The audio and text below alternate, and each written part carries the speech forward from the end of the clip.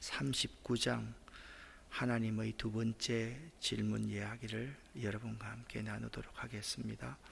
오늘도 강해를 해 나가면서 전체 본문 말씀을 이해해 나가도록 하겠습니다. 원래 욥기서 38장과 39장, 40장은 장으로 나누어서 그렇지 하나로 읽고 해석해야만 합니다.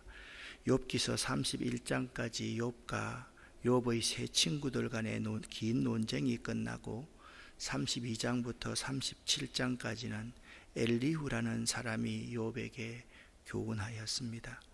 사실 우리는 욥기서 시작인 1장과 2장을 배우면서 온갖 시련 속에서도 흔들리지 않는 믿음을 보여준 욥에게서 많은 감동을 받았습니다. 욥은 1장 21절에서 이렇게 고백합니다. 내가 모태에서 알몸으로 나와 싸운 적 또한 알몸이 그리로 돌아가올지라. 주신 이도 여호와시오 거두신 이도 여호와시오니 여호와의 이름이 찬송을 받으실지어다. 이렇게 고백을 했고요. 2장 10절에서는 욥의 아내가 욥의 신앙을 저주하고 떠나버리면서 욥에게 섭섭하게 대했을 때 욥이 이렇게 말하지 않습니까? 우리가 하나님께 복을 받았은즉 화도 받지 아니하겠느냐. 그렇게 욥은 고백했습니다. 그런데 욥기서는 그 사건으로 끝나는 것이 아니었습니다. 수없는 사건들을 욥이 경험해 나가면서 욥이 처음에 자랑스럽고 우리의 모본이 되었던 그러한 모습, 승리하는 모습에서 조금씩 흔들리는 모습을 보여주게 되었습니다. 점점 더 짜증도 내고 원망과 불평도 하고 차라리 자신의 생명을 거두어 달라는 하소연을 늘어놓곤 했습니다. 우리 인생도 이와 유사한 부분이 참 많이 있지 않습니까? 38장에서 시작된 욥을 향한 하나님의 질문은 39장과 40장에도 계속되고 있습니다. 한 질문 한 질문이 아름다운 19절 같지만 실제로는 매우 엄중한 질문입니다. 하나님이 욥에게 하신 질문을 몇 가지로 나누어 볼 수가 있겠습니다. 내가 이것을 아느냐? 내가 이것을 했느냐? 내가 이것을 결정했느냐? 내가 이것을 본 적이라도 있느냐? 이 질문들은 모두 하나님의 지혜와 지식, 주권과 능력에 대한 것들이었고 그것에 비교되는 인간의 한계와 무지에 대한 질문이었습니다. 질문을 계속적으로 퍼부으시던 하나님께서 욥을 향해서 너는 나를 탓하는 자다. 내게 트집을 잡는 자다. 그렇게 규정을 해버립니다. 왜? 욥은 아무리 생각해도 하나님 앞에 드릴 말씀이 없었습니다. 그래서 하나님 앞에 비천함을 인정하면서 자신의 입을 가리울 뿐 이제까지 한 말에 무슨 말을 덧붙일 수 있겠느냐고 하나님께 말합니다. 그러나 욥이 이 말을 한 것이 좋은 마음으로 한 것이 아니지만 여전히 하나님에 대한 불만은 조금 남아 있었습니다. 그래서 하나님께서는 욥이 알지 못하면서도 하는 무지한 말, 그러한 욥에 대해서 트집 잡는 자다. 그렇게 말씀하고 있는 것입니다. 우리들도 잘 알지 못하면서 이렇다 저렇다 감 나오라 판 나오라 하는 말을 그저 쉽게 내뱉을 수 있는데 이런 행위는 하나님을 트집 잡는 자다. 그렇게 생각해 볼 수가 있겠습니다. 30장 8장부터 계속 하나님께서 욥에게 던진 질문들을 통해서 강조하고 있는 것들이 있습니다. 그것은 하나님의 전지전능하심, 하나님의 주권을 강조하고 있습니다. 이 노리지에 줄리안이라는 여성이 있습니다. 중세 영국의 신비가였습니다. 이분은 하나님을 매우 깊이 체험했던 여성의 영성과 은둔가였습니다. 남성들은 이게 프리미어 리그를 잘 보면요, 노란색 유니폼을 입은 노리치 시티라는 팀이 여러분 있습니다. 그 노리치에 줄리안이라는 여성 영성가가 있는데 그녀는 영적 한기로의 아름다운 삶을 통해서 위대한 그리스도인이라는 명칭을 얻었던 사람입니다. 줄리안이 하루는 기도를 하는데 눈에 도토리만 크기만한 작은 물체가 보이더랍니다. 그래서 하나님께 물었답니다. 하나님, 이것이 무엇입니까? 그랬더니 하나님은 이런 대답을 합니다. 내가 지은 천하와 만물이다. 그때 줄리아는 하나님이 얼마나 크신 분인지를 있었다라고 합니다. 도토리만한 크기의 작은 물체가 하나님 보시기에는 아주 작은 이 세상 모든 것이라는 사실을 깨닫게 되었다라는 사실이지요. 욥과 친구들이 대화를 하나님께서 지난 38장부터 개입하기 시작했습니다. 너희들이 나에 대해서 안다고 많은 말을 하는데 과연 정말 알고 있기냐 하냐? 알고 있는 지식이 참 지식이냐? 이렇게 질문하셨습니다. 하나님은 폭풍 같은 질문들을 욥에게 놓으셨습니다. 그 질문의 의미는 아무것도 알지 못하는 무능한 존재임을 일깨워 주시기 위함이었습니다. 또 그런 것을 만든 하나님이 얼마나 크신 존재인지를 깨우쳐 주셨습니다. 질문 자체가 엄청난 질문이었죠. 여지껏 욥이 아예 한 번도 답을 찾으려고 하지 않았던 그런 질문들이었습니다. 38장에 어제 말씀드렸습니다. 드디어 하나님이 친히 등장하십니다. 이제 모든 논쟁과 인간들의 이야기를 다 끝내고 하나님이 친히 이렇게 등장하십니다. 그때 여호와께서 폭풍 가운데서 욥에게 말씀하셨습니다. 이 폭풍은 그냥 일반적인 광풍 정도가 아니라 토네이도를 의미합니다. 그러니까 폭풍 가운데 나타나신 하나님은 인간과 전혀 다른 하나님이라는 것입니다. 39장에서도 하나님은 계속적으로 나타나셔서 욥에게 질문을 합니다. 38장, 39장은 하나로 해석되어야 된다고 말씀을 드렸습니다.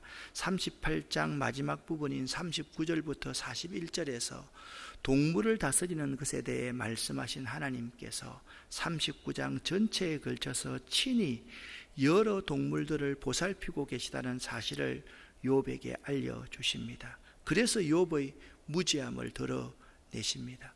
오늘 말씀인 39장에서 하나님께서는 사자와 까마귀, 산염소와 암사슴, 들나귀와 들소, 타조와 말, 매와 독수리 등 10가지 동물들을 주관하신다고 하셨습니다. 그런데 이 10가지 동물의 공통점이 있습니다. 다 인간에 의해 쉽게 길들여지지 않는다는 야생성의 공통점이 있습니다. 이에 반해서 하나님은 이 야생 동물들을 쉽게 제어하고 길들이시는 분이십니다. 이렇게 하나님은 동물의 세계의 신비까지 관장하시는 분으로서 욥의 무능과 무지를 대비시키려는 의도를 가지십니다.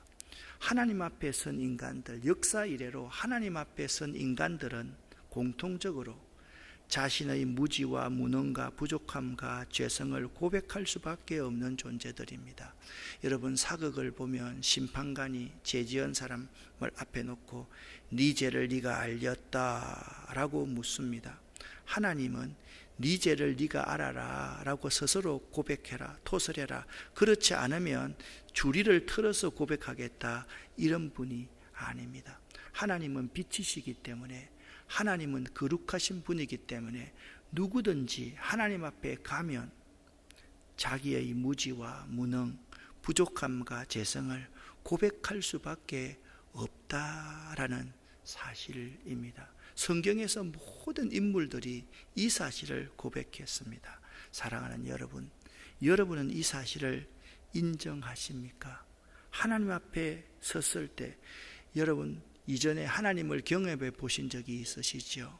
하나님을 인격적으로 만나면요, 눈에서 흐르는 눈물을 내 스스로가 주체할 수 없습니다.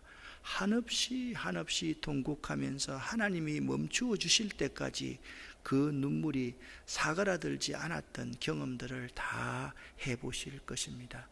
이 사실을 인정하는 것, 하나님 앞에 섰을 때 나의 무능과 나의 교만과 나의 재성을 인정하는 것, 이것이 성숙한 믿음의 시작이고 믿음의 시작임을 알아야만 합니다.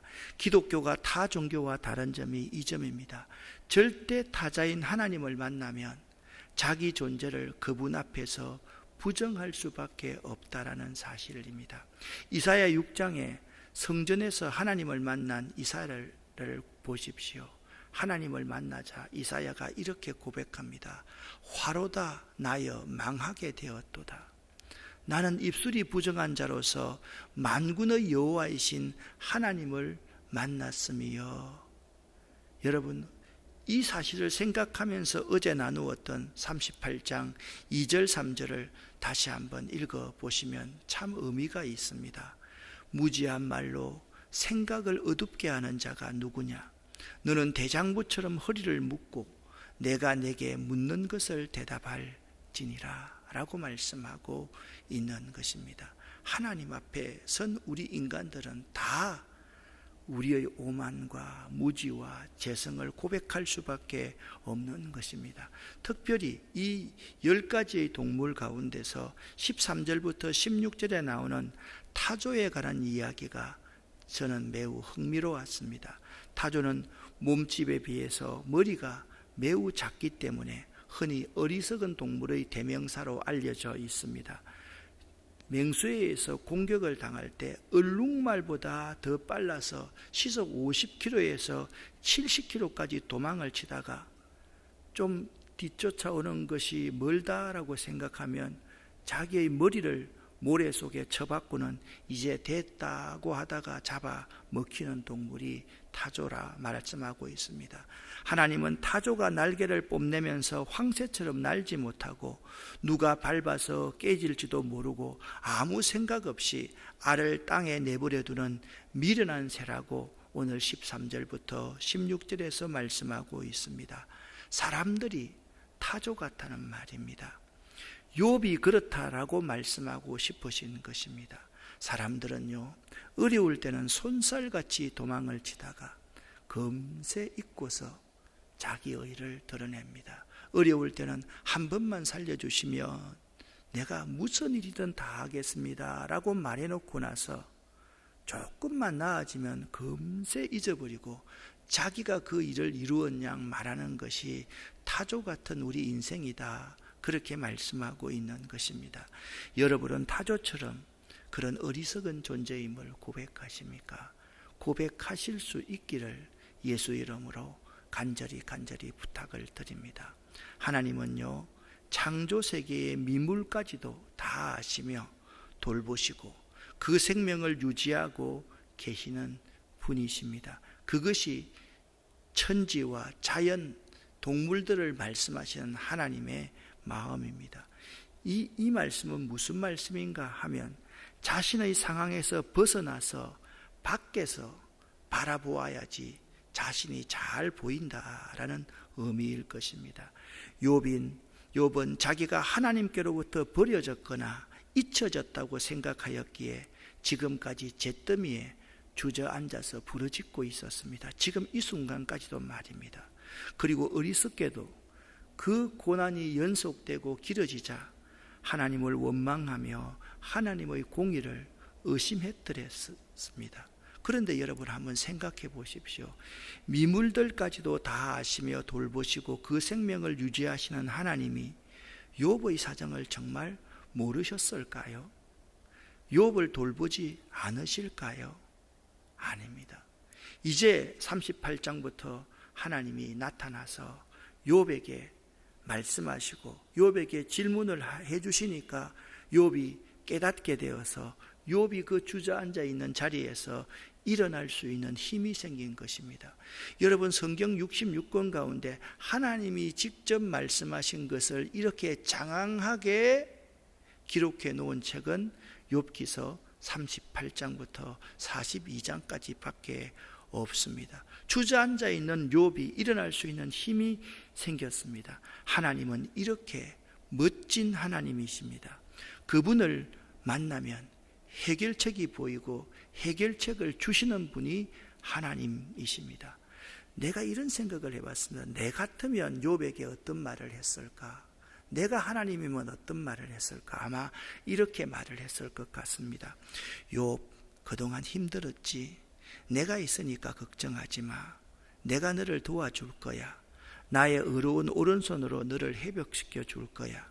내 친구들과 엘리후가 한 이야기는 신경 쓰지 마. 전부 틀린 이야기니까. 그리고 너는 앞으로 나에 대해서 이렇게 생각하면 좋겠어. 난 네가 생각하는 것보다 훨씬 더 크거든. 이런 말씀을 나는 했을 것 같습니다. 그러나 하나님은 인생이 아니시기에 그런 말씀을 하지 않으시고 욥 스스로가 깨달아 알기를 원하시는 인격적인 분이시기에 시시비비를 가리지 않으시고 욥에게 질문을 던지면서 욥이 깨닫도록 유도하시는 하나님이십니다.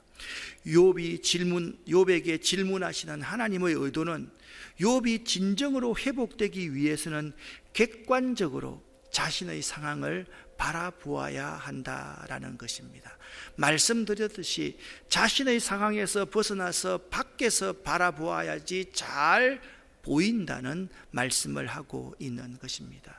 믿음이 무엇입니까? 믿음은 절대 타자의 입장에서 자신의 상황과 환경 그리고 타인을 바라보는 것입니다. 제가요, 설교 준비를 하다가 설교 준비가 잘 안 될 때, 새로운 계획을 하거나 새로운 기획을 할 때 저는 이렇게 하는 적이 많습니다. 그냥 쓰리바 끌고 시장에 가서 그냥 돌아다닙니다. 그냥 새벽에 일어나기 위해서 알람을 새벽 1시, 2시에 맞춰놓고 그냥 잠을 자버립니다. 그리고 생태공원을 걷거나 환경센터에 가서 닭들을 그냥 물끄러미 볼 때가 있습니다. 그런 행동을 통해서 비로소 설교에서 빠져나와서 다시 설교를 객관적으로 보게 되는 것을 경험하곤 했습니다. 그런 행동을 통해서 새로운 계획을 위해서 내 생각에서 빠져나오는 것입니다. 그럴 때 객관적으로 새로운 계획이, 새로운 메시지가 떠오를 때가 참 제 경우는 많았습니다. 내 삶에 정리가 되지 않는 일, 도저히 이해되지 않는 일이 있을 때는 거기에서 벗어나 객관적으로 바라보는 훈련을 반복적으로 할 수 있어야만 합니다. 그러면 우리의 삶을 주관하시고 인도해 가시는 주님을 또렷하게 만나게 될 것입니다. 사실 우리 인간이 안다는 것은 너무나도 제한적인 것들입니다. 이 제한적인 것에 묶여 있지 마십시오. 내가 의지할 수 있고 내가 기대할 수 있는 그 사람들에 묶여 있지 마십시오. 나 자신을 칭칭 동여매고 있는 것들을 풀어 다니게 하십시오. 진리 안에서 자유하십시오. 그 자유가 하나님이 주시는 최고의 은총입니다. 그래서 여러분, 이 성경 말씀을 다시 한번 재조명해 보아야만 합니다. 요한복음 11장 43절 44절에 죽은 나사로의 얼굴이 수건으로 묶여진 채 무덤에서 걸어 나왔습니다.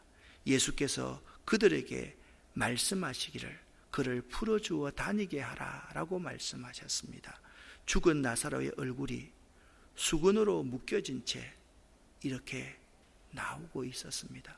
여기 여러분, 이 그림을 다시 자세하게 한번 보시면 예수님은 미소를 짓고 계시고 모든 주변에 있는 예수의 제자 마리아는 입을 벌리면서 너무 좋아서 놀라고 있는 그러한 그림입니다. 그리고 예수님께서는 그 옆에 있는 모든 제자들, 사람들에게 그를 풀어주어 다니게 하라라고 그렇게 명령하셨습니다. 사랑하는 여러분, 우리를 묶고 있는, 우리에게 족쇄를 채우고 있는 것들을 풀어주어서 다니게 할 수 있어야 됩니다.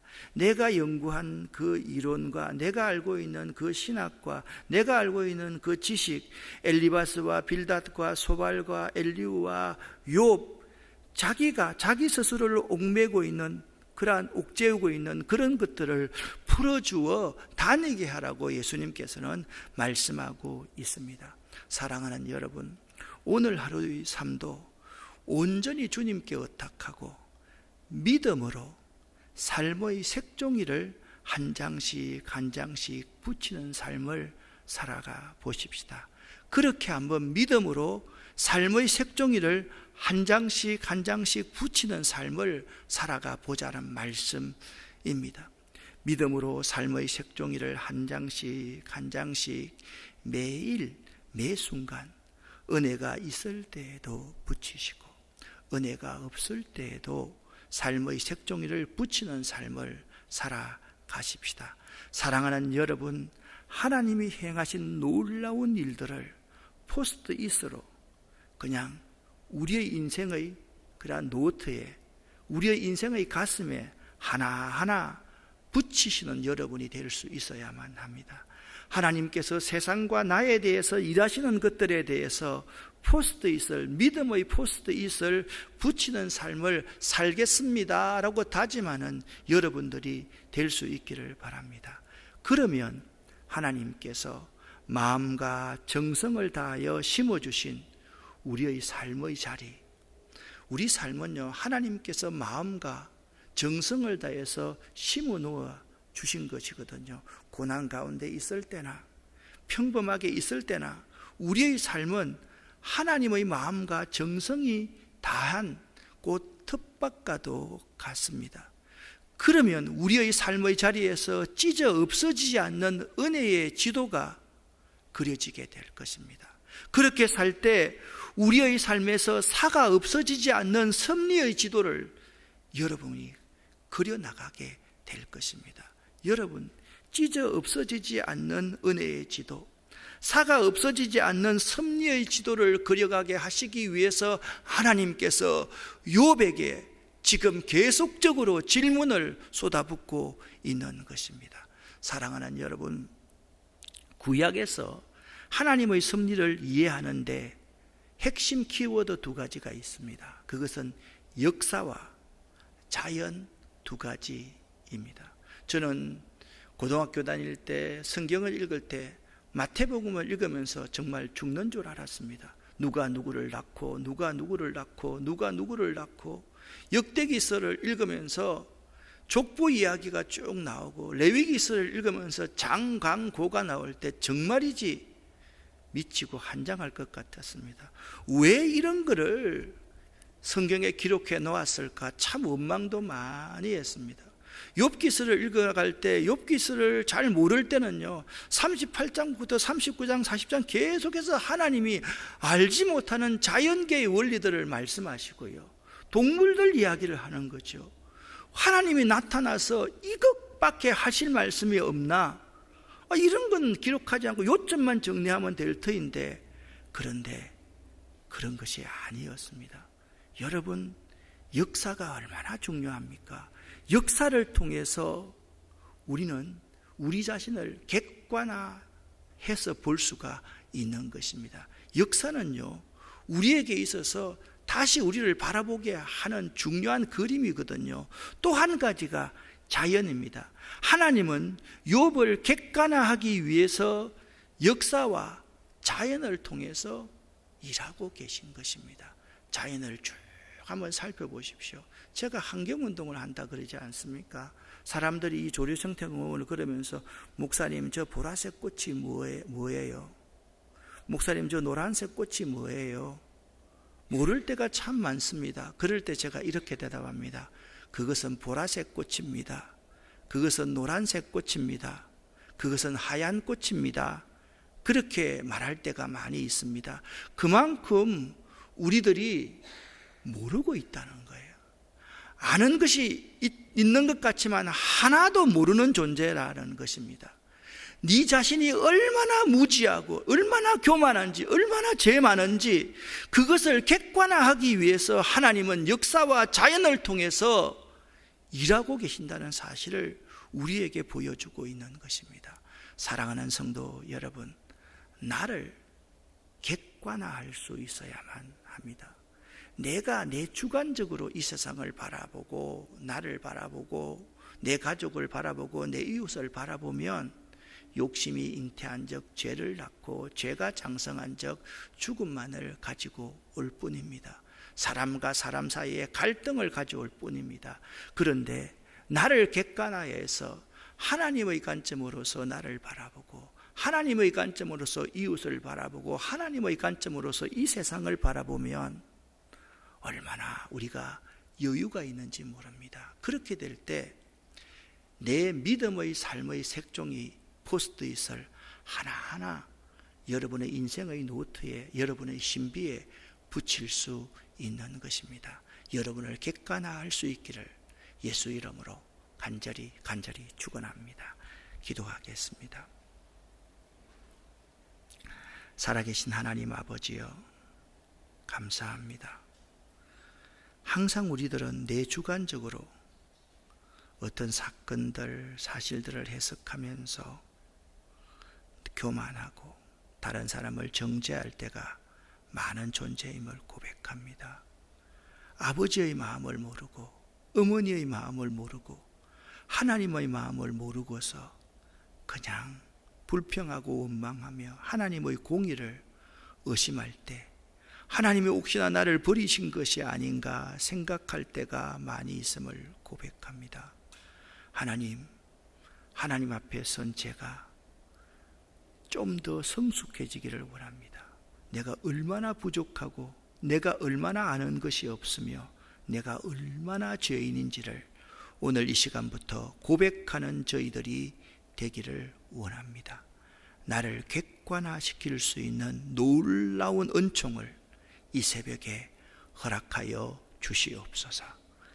이 새벽에 기도하는 우리 모두에게 해결자가 되시는 하나님, 솔루션을 주시기를 원하시는 하나님, 우리에게 해답을 주시옵소서. 만나 주시옵소서. 우리에게 질문하여 주시옵소서.